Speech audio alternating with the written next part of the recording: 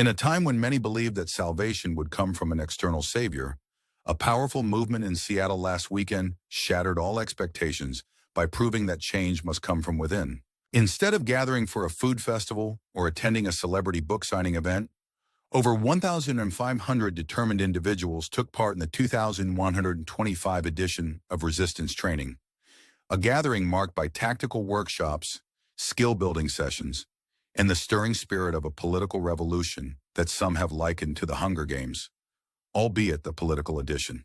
Under the guidance of Representative Pramla Gopal, participants were immersed in a unique environment that combined the rigor of military training with the art of peaceful protest. The Resistance Lab quickly evolved into a reality TV-like arena designed for those who refuse to allow democracy to be strangled by the glittering allure of power. Here, activists learn not only how to protest nonviolently, but also how to strategically target the institutions and individuals that back figures like former President Trump, instead of focusing solely on Trump himself. It was as if the organizers were saying, if the government is a runaway car without brakes, then it is high time for us to offer a crash course in manual emergency brake installation. This sentiment, echoed by 2 countries in 31 states with a clear message, "We've had enough," resounded throughout the week as people from diverse states, including unexpected participants from Canada and Austria, who simply clicked on the Zoom link, joined in solidarity. Even though some might jest that international attendees would require subtitles for the American accent, the message transcended language barriers. When America sneezes, the entire world takes its temperature.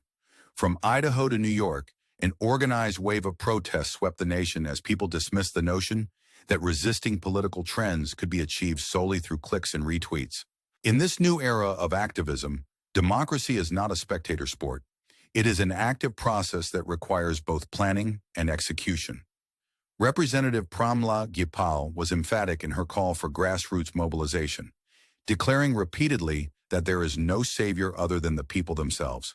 In a tone that simultaneously evoked the grandeur of a blockbuster trailer and the raw authenticity of everyday struggle, she likened the Resistance Lab to a modern-day Avengers training camp.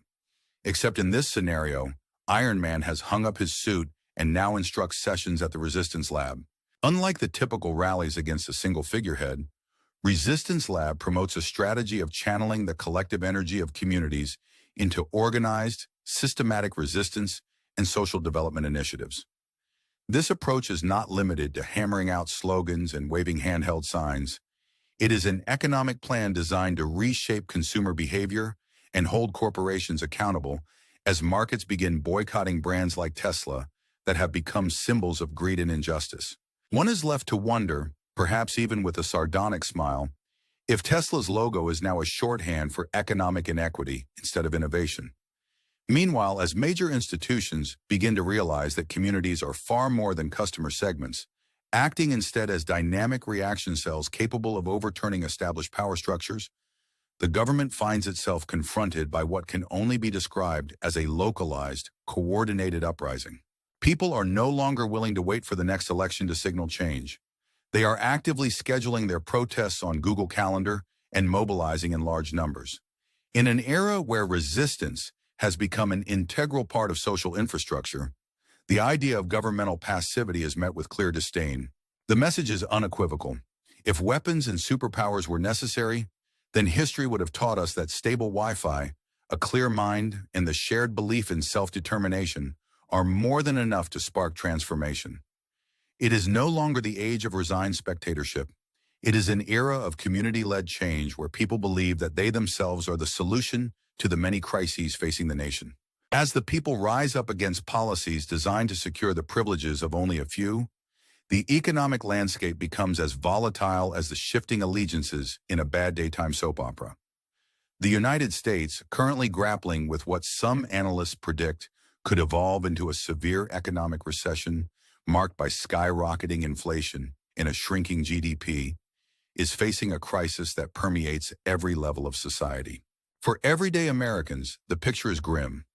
Wages remain stagnant, while the cost of living escalates at an alarming pace. It is ironic, perhaps even laughable in a dark sense, to think that as politicians continue to live lavishly at the expense of the common man, millions of citizens are compelled to protest policies that drive the economy further down a perilous path. When former President Trump finds the time to enjoy his vacation at Mar-a-Lago, the American people are left to confront an uncertain future. A future where economic hardship is not just a statistic, but a daily reality for those walking the streets of Denver, Tucson, and beyond. Amid this turmoil, financial experts have sounded the alarm. Warnings from J.P. Morgan indicate that if the U.S. government persists with its tariff-heavy, protectionist policies, the economic slowdown will be significant enough to allow strategic competitors like Japan, the EU, and China to overtake America's lead in technology, manufacturing, and trade within the next 10 to 15 years. In such a scenario, the gap between the rich and the poor nations would only widen as unstable markets and erratic policy decisions continue to ravage the economic landscape. This creates a situation where not only are major corporations affected, but everyday living costs, jobs, and social services also deteriorate, turning the dream of prosperity into a disheartening nightmare. While some may attempt to inject humor into the economic debacle, perhaps joking that, at least our recession comes with free-side orders of irony, the reality remains that millions are feeling the direct and immediate impact of policies that seem to prioritize the interests of billionaires and corporate lobbyists over the well-being of everyday citizens. In a striking contrast to these disturbing trends, reports from various corners of the nation reveal the stirring of a powerful response. From Denver to Tucson and from industrial centers to rural communities, tens of thousands have taken to the streets to protest what they deem to be oppressive economic policies. One particularly poignant detail emerges from these protests. While some segments of society have either remained silent or attempted to downplay the crisis through empty rhetoric and political theater, the voices of the people are growing louder and more insistent. The protests are not driven by mere emotion. They represent a disciplined, well-organized call for justice and reform. Protesters have made it clear that they reject the idea of a country governed by an elite few, an echo of demands for a government that truly serves the public interest. In a sense, these protest movements are redefining what it means to be active citizens in a democracy, transforming frustration into organized action that seeks not only to oppose, but to rebuild and reimagine the system from the ground up. While the resistance movements rally and the economy teeters on the brink, another front of the national conversation centers on the unpredictable and often contradictory nature of tariff policies. Former President Trump's erratic approach to using tariffs as a tool to bolster the American economy has led to widespread confusion among investors, consumers, and even his own supporters. At times, tariffs were boldly described as economic weapons that would usher in an era of unmatched prosperity, while at other moments they were dismissed with a casual flip of the proverbial switch, leaving the markets jittery and the public disillusioned. As one commentator quipped with a bite of sarcasm, "Tariffs today, tariffs tomorrow. Why not throw in a side of policy confusion?" Such irony underscores the dissonance between the lofty promises of tariff-imposed wealth and the harsh economic realities faced by millions of Americans, from increasing prices on everyday goods to the looming threat of business closures across the nation. Compounding these economic challenges is the political instability that has gripped the nation. Tensions escalated dramatically when Commerce Secretary Howard Lutnick abruptly disappeared from the national conversation, replaced by a controversial figure, a former White House advisor, previously convicted of contempt of Congress, who defended Trump's tariff policies with surprising candor.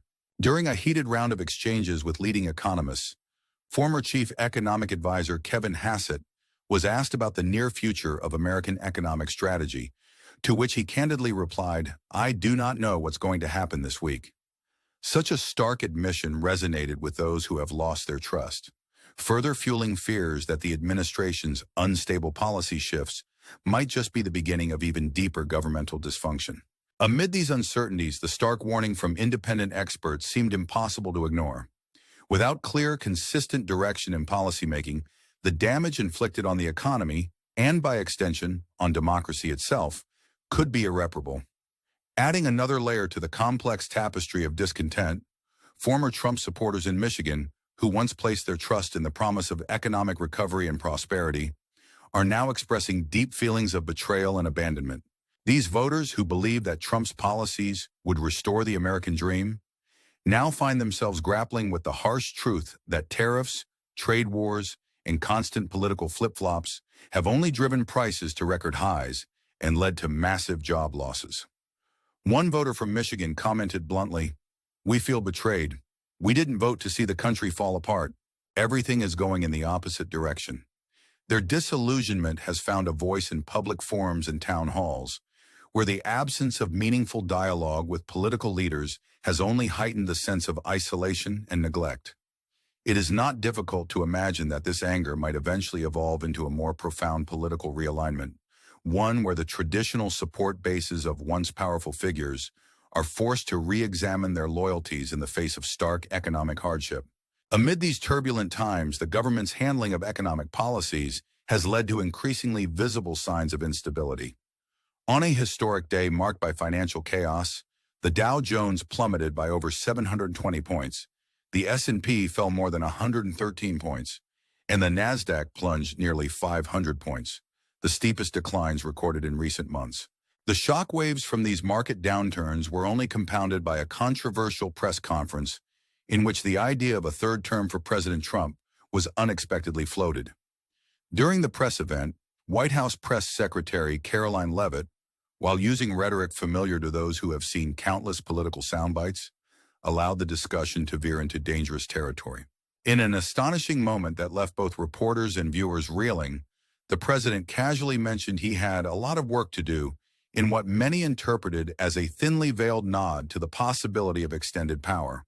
When asked directly about his plans for a third term, the president's cryptic smile and ambiguous responses ignited a firestorm of doubt and speculation, raising unsettling questions about the future of American democracy and adherence to constitutional principles. It was as if the administration had inadvertently turned the nation's collective anxiety into a live-action soap opera, one where the ramifications of those seemingly casual remarks now pose a threat to the stability of the entire system. As if the domestic uncertainties were not enough, international relations have taken a dramatic turn in response to the administration's policies. Just 3 months after the U.S. election, Canada delivered a shocking economic blow with a strategic pivot in its trade policies. In a move that left many questioning the long-term implications for the U.S., more than 90% of Canadians now advocate for separating their trade relationship from America's grip. Canadian provinces have swiftly launched a campaign to cut economic ties with the United States, a campaign that has seen British Columbia ban imports of key American agricultural products, Quebec freeze infrastructure contracts with U.S. firms, and Manitoba and Nova Scotia remove U.S. goods entirely from public procurement lists.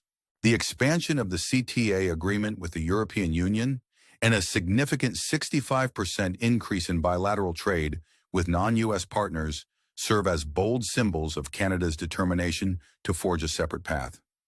The irony of the situation is palpable. While the United States is embroiled in debates about tariffs and economic strategy, its closest neighbor is rapidly detaching itself from a system that many once viewed as symbiotic. It is almost as if Canada is saying, "We're not taking your leftovers. Prepare your own plate." This turning point has not only disrupted supply chains, but also sent ripples throughout the international economic order, prompting serious questions about the long-term viability of America's trade dominance. Amidst these multifaceted crises, the political arena remains as polarized as ever.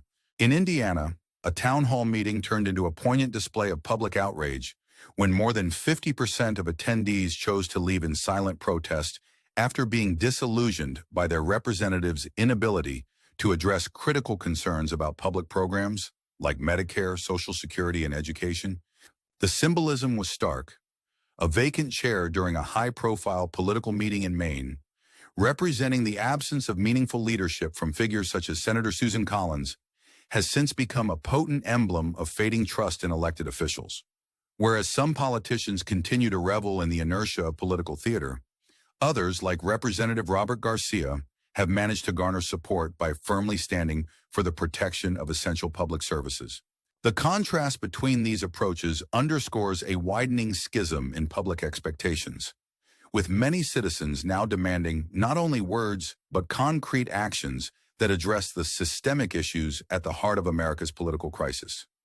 In this climate of uncertainty, one cannot help but observe that the very fabric of American society seems to be under siege. The relentless flip-flopping on tariff policies, where one day tariffs are proclaimed as the necessary tool to rebuild the economy and the next they are casually shelved, has left both consumers and business leaders struggling to navigate a labyrinth of mixed messages. The famous quip by comedian Jon Stewart about rising prices, "Oh, it's not inflation, it's just everything's getting more expensive," resonates with a bitter truth that few can ignore. The market volatility, coupled with ceaseless political recalibrations, has created an atmosphere in which every announcement from Washington is met with skepticism and anxiety. In a situation where change is the only constant, many are left wondering whether these policy shifts are paving the way for a new era of sustained growth or merely disguising an economic disaster in need of urgent attention. Now, dear viewers, as you listen to this comprehensive breakdown of the forces shaping America today, from grassroots resistance training in Seattle to the far-reaching effects of erratic trade policies, you are invited to share your own perspective. Do you think these turbulent events signal the dawn of a new political era, or are they symptomatic of a failing system teetering on the edge of collapse? Your thoughts and reactions matter. If you find this analysis engaging and believe others may too, consider subscribing to our channel and sharing your opinion in the comments below. Every comment, like, and share fuels our ongoing mission to bring you in-depth, unvarnished news analysis that cuts through the noise. As the nation grapples with economic uncertainty, political realignment, and the rising tide of public dissent, the challenges facing America are as complex as they are profound. The resistance training sessions led by Pramila Gopal are emblematic of a broader awakening, a recognition that change cannot come from waiting for a savior. Rather, it must be wrought by the collective will of communities who refuse to be sidelined by the forces of privilege and inertia. In the coming days, as policy debates rage, markets fluctuate, and international alliances are reshaped, one truth remains self-evident. The American people are rewriting the rules of political engagement, with humor that borders on irony, because sometimes when life hands you tariffs and protest chants, you have to laugh to keep from crying. The nation marches forward into uncharted territory. Looking back on the events of recent weeks, one cannot help but marvel at the resilience and determination displayed by citizens from every corner of the country. Whether they are gathered in crowded city streets or organizing quiet meetings in rural communities, the message is clear. No longer will the people accept policies that serve only the elite. Instead, through grassroots organization, a reevaluation of trust in public institutions, and even the infusion of ironic humor at the expense of misguided policy decisions, a new narrative is being forged. This narrative is one of empowerment, demanding accountability from leaders who seem to have forgotten their duty to serve. It challenges outdated notions of governance and calls for a future where every citizen's voice is heard, a future where even the most esoteric economic theory is subjected to the scrutiny of everyday experience. At the same time, looming on the horizon is the specter of international realignment. Canada's decisive shift away from its formerly interdependent trade relationship with the United States and its bold moves to bolster domestic industries while forging a new global trade network carry significant implications for America's global standing. As provinces like British Columbia and Quebec make headlines with sweeping bans and economic countermeasures, the traditional view of America as a trade juggernaut is being questioned in real time. Politicians, market analysts, and ordinary citizens alike are compelled to confront a stark reality. The policies that once promised to restore American greatness are, in some respects, driving a wedge between nations that were once united in mutual respect and shared prosperity. The irony is not lost on anyone who notes that while some politicians still claim tariffs are the magic solution to America's woes, their erratic implementation has instead sown confusion far beyond the borders of the United States. The convergence of domestic protests, economic instability, and shifting international alliances presents a compelling tableau of modern America, one fraught with challenges, yet brimming with the potential for transformative change. Observers from all sides are left to ask whether these events represent temporary disruptions or the early stages of a historic sea change in American political culture? Can the government recalibrate its priorities to address the concerns of an increasingly disillusioned populace? Or will the pervasive uncertainty and sense of betrayal deepen divisions and, in time, lead to irreversible fractures at the heart of our democracy? It is a question that extends beyond political affiliation or economic interest. It is a question that resonates with anyone who understands that the health of a nation is measured not merely in profit margins or stock indexes, but in the strength and vitality of its institutions and in the collective will of its people.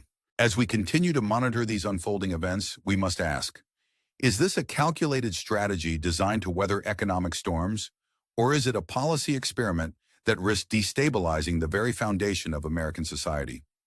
While many of us might chuckle at the absurdity of political leaders debating whether tariffs or tax cuts, almost as if policy were a pop quiz with no correct answers, the stakes in this debate are incredibly high.